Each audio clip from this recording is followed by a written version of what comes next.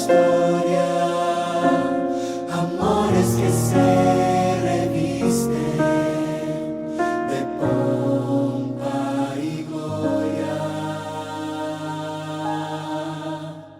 mas nunca hubo, tampoco habrá amor así tan singular, amor tan indescriptible que ningún artista ya logró pintar, pues fue amor escrito con sangre, amor ya concebido en dolor, dolor de abandono, dolor de rebeldía atroz. Fue ese amor escrito con sangre que nos libró de muerte eterna, y todo fue pagado. La cruz fue la señal.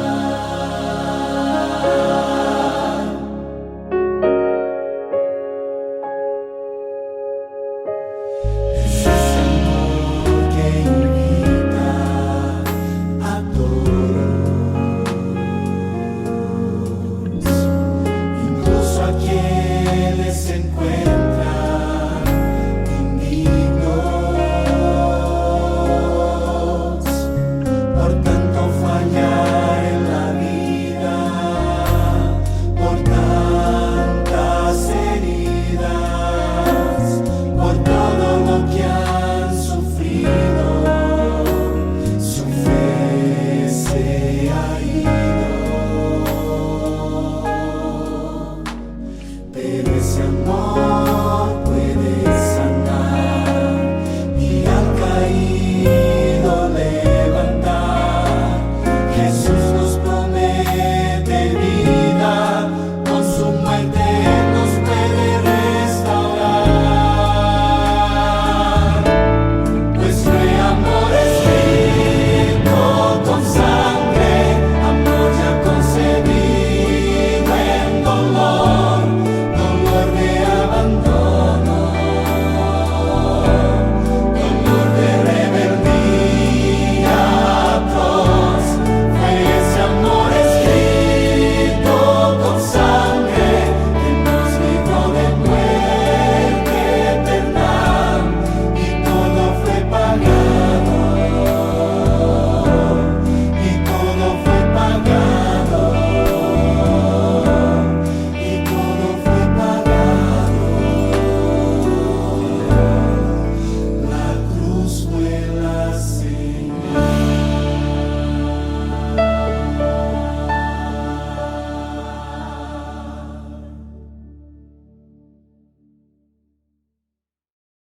Queridos amigos, muy buenas tardes. Es para mí un placer volver a conversar con ustedes, a presentar el mensaje que Dios tiene para nosotros. Antes de abrir la palabra de Dios, la Biblia, yo quiero invitarte a que oremos. Señor y buen Padre, gracias por esta tarde. Gracias por este momento. Quisiera rogar que al abrir tu palabra y al reflexionar sobre ella, tú abras nuestro entendimiento. Bendice a tus hijos, a cada uno que hoy va a participar de esta reunión. Te lo ruego, mi Dios, en el nombre de Jesús. Amén. A mis amigos, ayer y anteayer ya estuvimos con un tema. El primer tema hablamos del gran conflicto que comenzó en el cielo y se trasladó a esta tierra.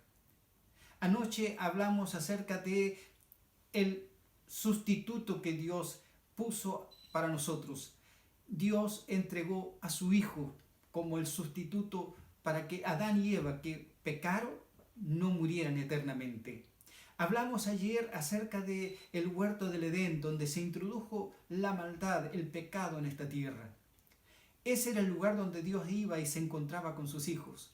Pero habiéndose producido el pecado, Dios estableció otro sistema, el sistema de adoración a través del santuario. Dios comisionó a Moisés y le dijo: harán un santuario y yo habitaré en medio de ellos, porque Dios quiere estar siempre cerca de sus hijos, siempre quiere estar allí contigo.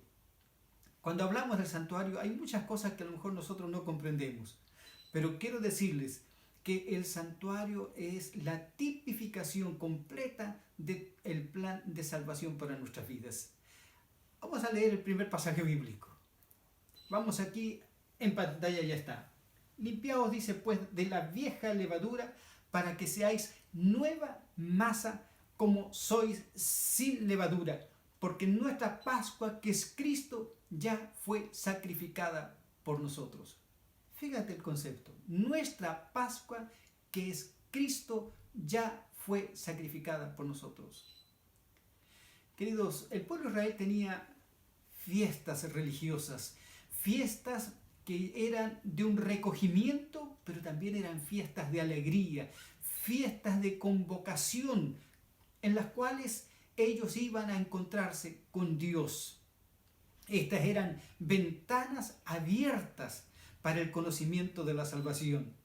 Entenderlas nosotros hoy es esencial, porque era la manera que Dios usaba para enseñar al pueblo que la religión es festiva, es alegre, pero también está allí prefigurado todo el plan de salvación.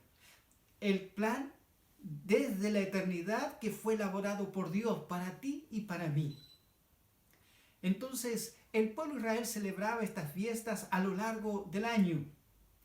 Estas conmemoraban eventos importantes de la historia nacional, pero también eran simbólicas o tipológicas, ya que señalaban a eventos futuros de mayor magnitud.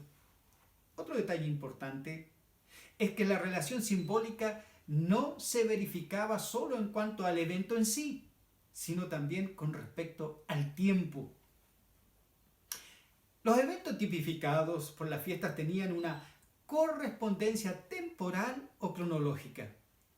Entonces, queridos, las fiestas en Israel ocurrían en dos estaciones del año, primavera y otoño.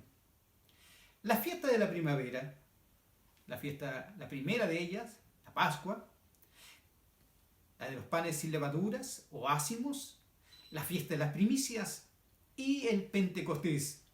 Estas señalaban a los acontecimientos relacionados al primer advenimiento de Jesús. Las fiestas de otoño eran la fiesta de las trompetas, el día de la expiación y la fiesta de los tabernáculos. Estas señalaban a los acontecimientos relativos a la segunda venida de Jesús. Esta primera fiesta celebrada en la historia de Israel fue la Pascua. Y fíjate, volvamos al texto que está aquí en pantalla. Dice que el Señor Jesús era nuestra Pascua, ¿no? Nuestra Pascua, que es Cristo, ya fue sacrificada por nosotros.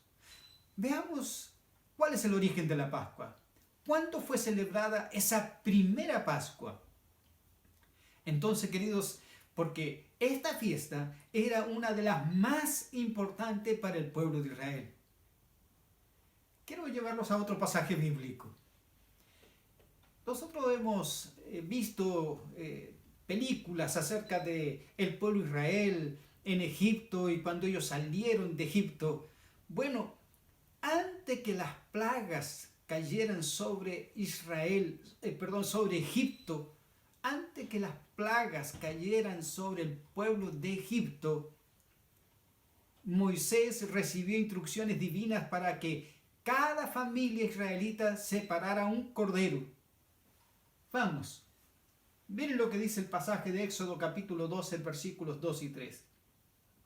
Este mes, dice, os será principio de los meses. Yo lo he subrayado para ustedes. Principio de los meses. ¿Qué significa esto?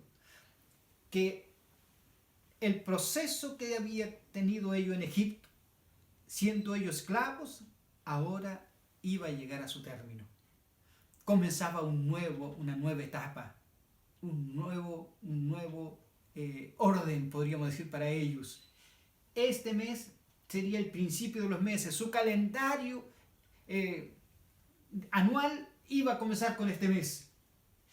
Luego dice, hablad a toda la congregación de Israel diciendo, en el 10 de este mes, de este primer mes, tómese cada uno un cordero según las familias de los padres, un cordero por familia. Queridos, y aquí comienza a instituirse esta primera festividad, la Pascua.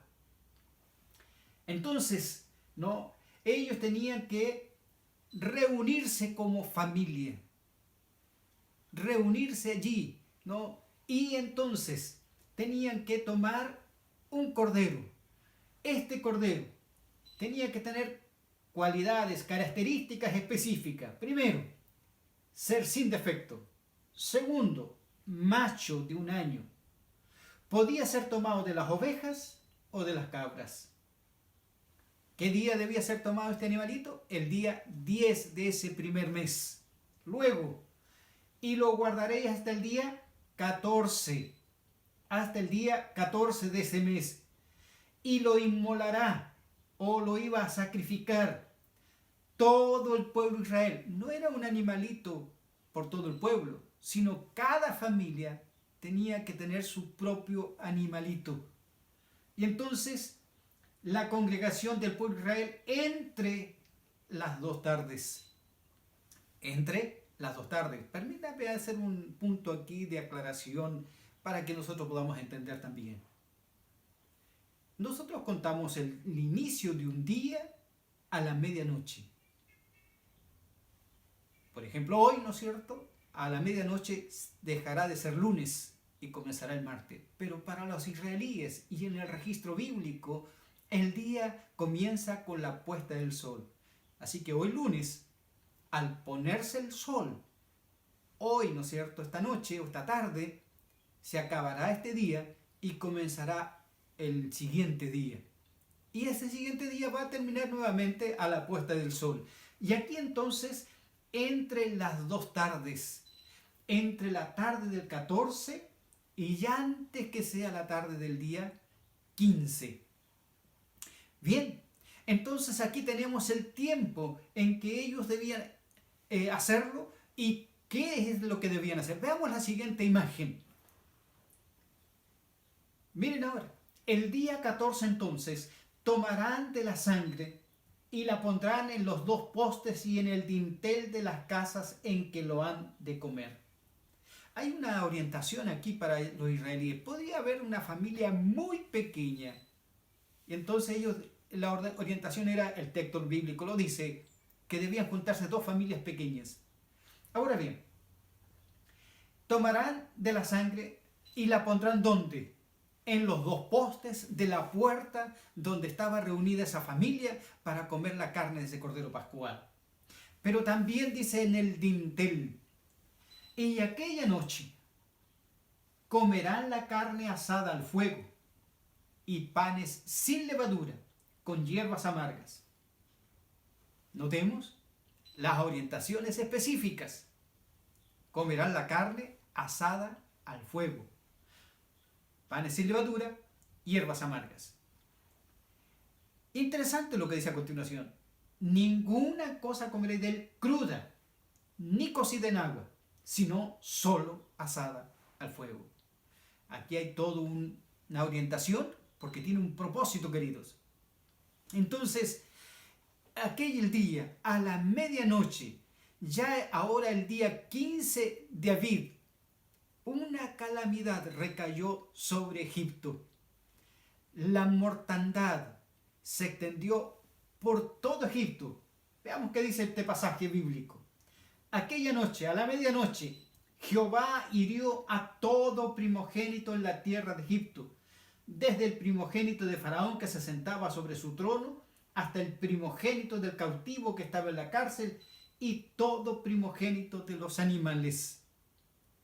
Queridos, aquí esta mortandad fue para todos los primogénitos del ganado, de los animales domésticos, en toda la tierra de Egipto. Permítanme aclarar un poquito más aquí. Miren ustedes.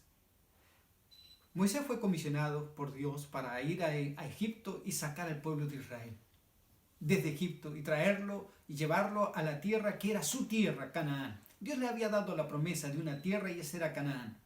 Pero estaban cautivos, ellos no eran libres, ellos no podían tomar sus propias decisiones. Estaban allí a merced de lo que dijera Faraón. Pero Dios envió a su siervo Moisés para sacarlos, liberarlos de la esclavitud de Egipto y llevarlos a la tierra, una tierra que fluía leche y miel. Dios fue dando pasos tras pasos a través de Moisés para sensibilizar a Faraón y que dejara ir al pueblo. Pero él cada vez se obstinó más y más. Queridos, Faraón es un tipo de Satanás. Representa lo que Satanás hace para destruir la vida de las personas. Y solo Dios puede liberarte de ese poder. Puede ser que tú seas cautivo del enemigo. Puede ser que tengas algún vicio, algo que tú no puedes liberarte, alguna tendencia, alguna situación. Solo Jesús te puede liberar. Queridos amigos, avancemos con otra imagen más. Dice el texto que se levantó aquella noche Faraón, él y todos sus siervos y todos los egipcios, y hubo un gran clamor en Egipto porque no había casa donde no hubiese un muerto. No había casa donde no hubiese un muerto. E hizo llamar a Moisés y a Faraón y a Aarón de noche y les dijo: salid de en medio de mi pueblo vosotros y los hijos de Israel, e id y servid a Jehová. Ahora, producto de el juicio que Dios derramó sobre Egipto, sobre todos los primogénitos, Faraón dice: ya, váyanse. Pero debo decirle lo siguiente: en las casas de los israelíes no había ningún dolor. En ninguna casa hubo la tristeza de la pérdida de un ser querido. Dios manifestó su poder hasta que finalmente Faraón permitió que el pueblo de Israel fuese liberado de su cautiverio. Y ahora, liderados por Moisés, ellos iniciaron su marcha hacia la tierra prometida. Sin embargo, queridos, Faraón y su ejército enfurecido los persiguió. Dios, en su sabiduría, llevó al pueblo de Israel no por los caminos normales y principales que conectaban Egipto con la tierra de Canaán, sino que orientó a Moisés para que condujera al pueblo hacia el desierto. Y cuando Faraón vio que el pueblo estaba en el desierto, dijo: los tengo. Y armó su ejército para ir a buscarlos. Y el pueblo de Israel llegó a las orillas del Mar Rojo. Y cuando estaban allí, el ejército de Faraón llegó. Sin embargo, Dios mostró la segunda liberación. Y esta segunda liberación fue abrir el mar. Y todo el pueblo de Israel pasó por aquel mar, pero en seco. Y cuando el ejército de Faraón comenzó a introducirse en el mar y quiso alcanzar, Dios no permitió que alcanzara a su pueblo. Y cuando el pueblo de Israel estuvo ya en la otra orilla, las aguas volvieron a su lugar y todo ese ejército falleció, murió en las aguas del Mar Rojo. Allí, queridos, hay otro símbolo, otra tipología. Mira, queridos, ese cordero que murió allí, cuya sangre se marcó el poste de las puertas y el dintel de esa casa, representaba a Jesús, que un día habría de morir por ti y por mí. Con Jesús hay liberación. Él es el rescatador. Él es el único que te puede rescatar de la condición en que tú estás. Pero, queridos, el rescate no es completo, no es pleno, si no pasas por el mar. ¿Y qué simboliza la pasada por el mar? El bautismo. El apóstol Pablo dice allí en 1 Corintios que todos los que pasaron por el mar fueron bautizados en el mar. Todo israelita que pasó por el mar fue bautizado en el mar. No hubo un bautismo como nosotros conocemos o sabemos, hemos visto, sino que simbólico. Por lo tanto, si tú quieres entregar tu vida a Cristo, querido, tú tienes que ser bautizado. ¿Será que tú no has sido bautizado todavía? ¿Será que tú crees en Jesús y dices: yo acepto, yo creo en Jesús, pero no has sido bautizado? Yo te invito a que des ese segundo paso, porque solo allí será completa tu liberación. Sigamos con lo que aquí yo quiero compartir con ustedes en esta hora. Queridos, La celebración en la Pascua es la celebración del cautiverio de Egipto. La fiesta de la Pascua ha sido celebrada milenios por los judíos. Hasta el día de hoy ellos celebran la Pascua. Y además de celebrar la liberación del cautiverio de Egipto, ¿qué más simbolizaba esta Pascua? La simbología de la Pascua, querido, puede ser interpretada de dos maneras objetivas. Primero, con la liberación del pueblo de Israel de la esclavitud, del cautiverio de Egipto, después de siglos de opresión. Segundo, y más importante aún, la Pascua señalaba la liberación del cautiverio del pecado, por medio de Jesucristo, el verdadero Cordero Pascual. Volvamos a la cita que fue la primera que presentamos. Por eso el apóstol Pablo dice, ¿no? Limpiaos pues de la vieja levadura, para que seáis nueva masa, como sois sin levadura. Porque nuestra Pascua, que es Cristo, ya fue sacrificada por nosotros. Sí, cuando Jesús murió en la cruz, Él fue el verdadero Cordero Pascual. Queridos, nuestro amado Jesús, Él dio todo por nosotros. Fíjense ustedes que vamos a mirar aquí algunos aspectos importantes. El Cordero ofrecido en la Pascua tenía algunas características distintivas. Vamos a ver este texto de 1 de Pedro, capítulo 2, versículo 22. El Cordero Pascual debería ser sin defecto. El Señor Jesús no fue hallado ningún pecado en él. Él le dijo a los judíos, ¿quién de vosotros me redarguye de pecado? ¿Quién de vosotros puede levantar su dedo y decir, tú eres un pecador? Queridos, en todo su ministerio el Señor Jesús, nunca Él cometió un pecado. Por lo tanto, Él era el verdadero Cordero Pascual. Vamos a ver la siguiente imagen. Ahora, miren ustedes, cuando el Señor Jesús ofreció su vida por nosotros y Él murió en la cruz, Él sería muerto sin que ninguno de sus huesos fuera quebrado, lo que era un indicativo más de su perfección. Salmo 22, el salmista David, fíjense lo que él dice. Y él está hablando proféticamente del momento de la crucifixión de Jesús. Porque perros me han rodeado, me ha acercado cuadrilla de malignos, horadaron mis manos y mis pies. Contar puedo todos mis huesos, entre tanto ellos me miran, ¿y qué dice? Y me observan. Repartieron entre sí mis vestidos, y sobre mi ropa echaron suertes. Todo lo que el salmista David escribió se cumplió plenamente con Jesús. Pero es más, lo que había sucedido allí en Egipto, cuando celebraron la Pascua, ese animalito se lo comían con carne asada, su carne asada, pero ninguno de sus huesos era quebrado. Ninguno de sus huesos era quebrado. Es más, debo decirles que la carne de ese animal solo se podía comer en ese día. No se podía guardar absolutamente nada de ella para otro día.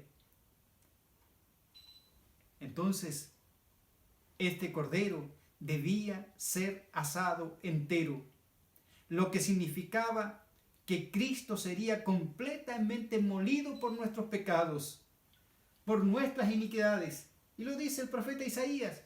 Queridos, 600, 700 años antes de Jesús él escribió, mas el herido fue por nuestras rebeliones, molido por nuestros pecados, el castigo de nuestra paz fue sobre él, y por su llaga fuimos nosotros curados. Todos sabemos todo lo que pasó al Señor Jesús, desde que fue llevado prisionero hasta que fue crucificado. Queridos, como ya fue dicho, la relación tipológica de la Pascua no se verificaba sino solo en cuanto al evento en sí, sino también en cuanto al tiempo. Los eventos tipificados o simbolizados por la fiesta debían ocurrir en el mismo día y mes en que ésta era celebrada. Veamos esto. Cristo nuestro Señor cumplió todas las profecías mesiánicas y todas las fiestas que señalaban hacia Él. Zacarías capítulo 9, versículo 9 dijo lo siguiente: alégrate mucho, hija de Sión, da voces de júbilo, hija de Jerusalén. Mira que tu rey vendrá a ti justo y salvador, pero humilde, cabalgando sobre un asno, sobre un pollino, hijo de asna. Cuando el Señor Jesús entró de manera triunfal a Jerusalén, Él comisionó a 2 de sus discípulos que fueran y buscaran un pollino de asna. Cuando los israelitas vieron al Señor Jesús sentado, ellos reconocieron que venía entrando un rey. Y Él entró como rey. Pero ¿saben? Cuando el Señor ahora vio que la gente lo iba a proclamar al rey, entonces Él se escabulló. Veamos lo que dice la escritora en el libro El deseado de todas las gentes. Justo fue en el primer día de la semana cuando Cristo hizo su entrada triunfal en Jerusalén. ¿Qué día era ese? Queridos, ese era el día 10 de Aviv. El día 10 de Aviv. El día en que se escogía el Cordero. Tenemos otra cita. Las multitudes aclamaban: Hosana al Hijo de David, bendito el que viene en el nombre del Señor, Hosana en las alturas. Había algarabía, ¿no? Pero ese no era el momento, ese era el momento solo de la elección del Cordero, el día 10. ¿Y por qué lo hizo? Bueno, porque aquel día era el día inicial en que todos los israelitas estaban escogiendo un cordero, pero Él era el Cordero Pascual, que debía ser separado. En el Evangelio según San Juan, capítulo 13, versículo 1, en una sala del aposento alto, en una casa, después de haber participado de la cena pascual que tuvo con sus discípulos, Jesús comenzó a enseñarles cómo debían recordar ese momento, su sacrificio por medio de la cena del Señor. Fíjense ustedes, los evangelios registran que Él se reunió con sus discípulos y celebró la Pascua con ellos. Y el evangelista dice: cuánto deseo comer esta Pascua con vosotros, porque os digo que no la comeré más hasta que la coma nuevo con vosotros en el reino de los cielos. Hoy la cena del Señor, querido, es un constante recordatorio de la muerte redentora de Cristo en favor nuestro. El viernes 15 de Aviv del año 31, Jesús murió en la cruz, en la hora en que el sacrificio vespertino se realizaba. Allí sucedieron algunos hechos. Cuando el Señor Jesús estaba en la cruz, era la hora en que el sacrificio estaba siendo ofrecido allí en el santuario, y el Señor Jesús estaba en la cruz. El verdadero Cordero estaba crucificado. Queridos, vamos a ir a otro texto bíblico para mostrar justamente esto. Fíjense ustedes en este pasaje bíblico, Deuteronomio capítulo 21, versículos 22 y 23. Si alguno hubiere cometido algún crimen digno de muerte, y lo hiciereis morir, y lo colgareis en un madero, no dejaréis que su cuerpo pase la noche sobre el madero. Sin falta lo enterrarás en el mismo día, porque maldito por Dios es el colgado, y no contaminarás tu tierra que Jehová tu Dios te da por heredad. Había una maldición para quien era colgado en un madero. Cristo, nuestro Señor, asumió la condición y tomó la condición de un criminal. En Israel los peores criminales eran colgados. Esto como una advertencia para la comunidad, para la sociedad. Quien sufría esta muerte era considerado el peor, el más malvado criminal. Y no se lo podía dejar allí. Tenía que bajárselo. Trágicamente Cristo, el divino Hijo de Dios, a pesar de que solo había hecho el bien, que ninguna falta había sido hallada en él, que fue obediente, que estuvo al servicio de toda la comunidad, que anduvo haciendo bienes, fue considerado como uno de los peores criminales y destinado a la muerte. Y muerte de cruz, dice el apóstol Pablo en Filipenses 2:8. Fue hecho maldito de Dios. Y aquí tenemos el siguiente texto bíblico.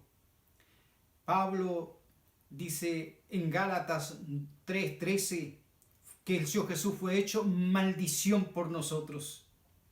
Jesús, querido, no fue el precio para pagar la maldición, sino que Él se hizo maldición por ti y por mí. ¿Saben lo que eso significa?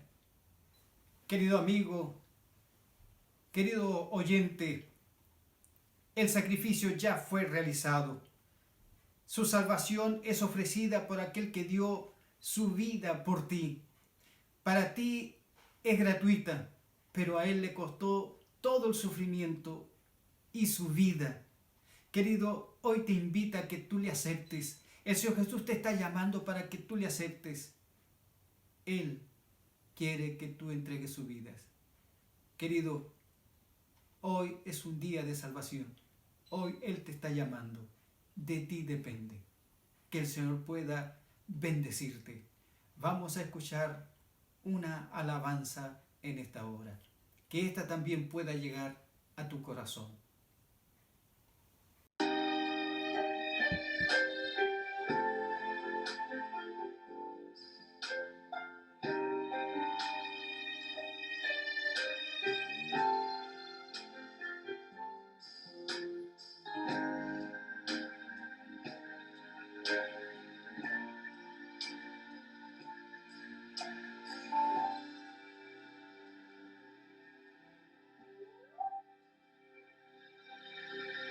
Cuando el amor desaparece y en vez surge el dolor, cuando la noche es tan profunda que parece no tener fin, si la tristeza invade el alma y la mirada ya se perdió, no consigues ver el brillo en la mañana que nació. Si el camino es incierto y además no puedes ver, si los amigos ya no saben con certeza qué decir, si el cielo es tan oscuro que trae nubes de temor, en la esperanza se confunde, en la tristeza y el dolor. Ven, descansa en mí, acepta mi amor, enjuga el llanto y alegre el alma. Descansa en mi amor.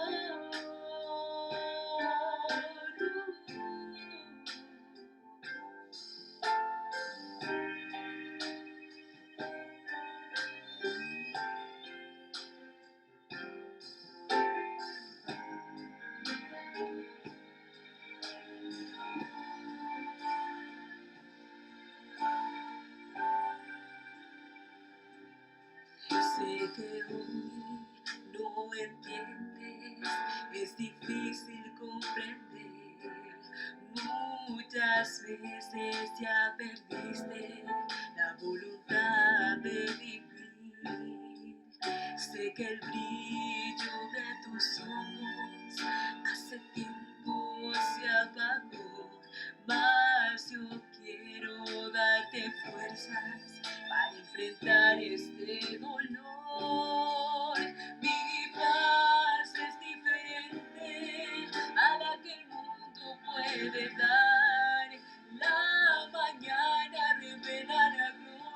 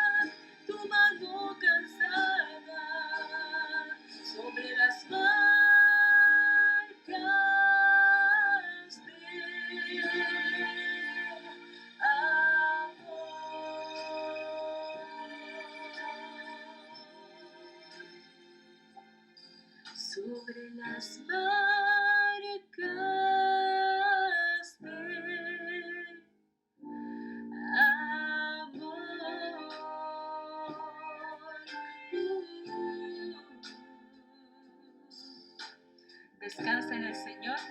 Él es nuestro amparo, nuestro refugio, nuestra fortaleza. Que el Señor te bendiga. Amén.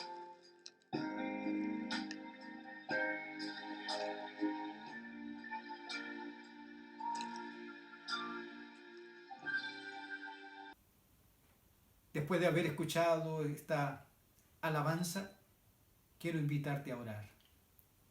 Oh querido Padre, tú nos has mostrado a través de tu palabra lo que tú has hecho por nosotros, cómo tú diste a tu Hijo, tu amado, para que viniera a vivir y morir por nosotros. Oh Señor, que podamos comprender tu gran amor y que podamos renunciar a todo aquello que nos separa de ti, que podamos entregarnos en tus manos, que podamos, mi Dios, dar el paso más importante de nuestra vida, poner nuestras vidas en tus manos. Bendice a tus hijos, bendice a su familia, que en estos momentos de tanta tristeza, de tanta angustia, de tantas preocupaciones, oh Señor, ellos puedan encontrar en ti la fortaleza. Te pido esto, te doy gracias en el nombre de Jesús. Amén. Queridos, nos volvemos a ver mañana. Serán todos bienvenidos para volvernos a encontrar a esta misma hora. Que el Señor los bendiga.